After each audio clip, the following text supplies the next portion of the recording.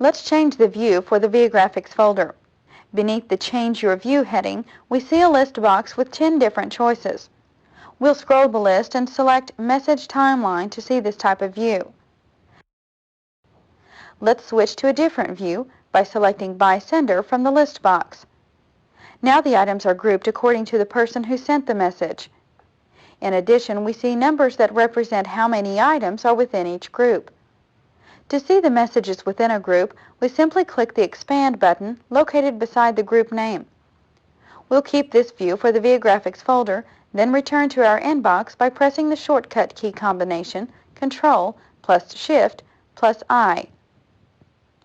The Organize dialog box closes and the contents of the inbox are now displayed.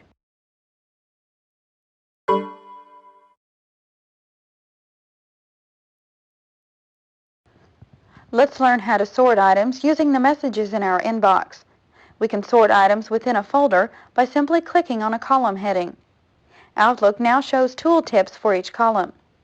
We place our cursor over a column header to view the tooltip. By default, the messages within the inbox are sorted by the Received column. By sorting items, we are simply changing the order in which the messages are listed. We can sort items in ascending or descending order. Ascending will sort items in alphabetical order or with the oldest date or lowest value at the top of the list.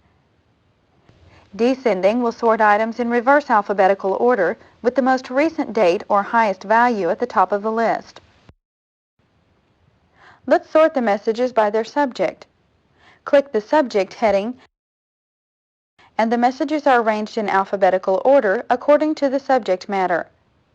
To switch between ascending and descending order, simply click on the Subject column again. The items are now sorted in descending order. We want the items in our inbox to be sorted and arranged by the name of the person who sent the message.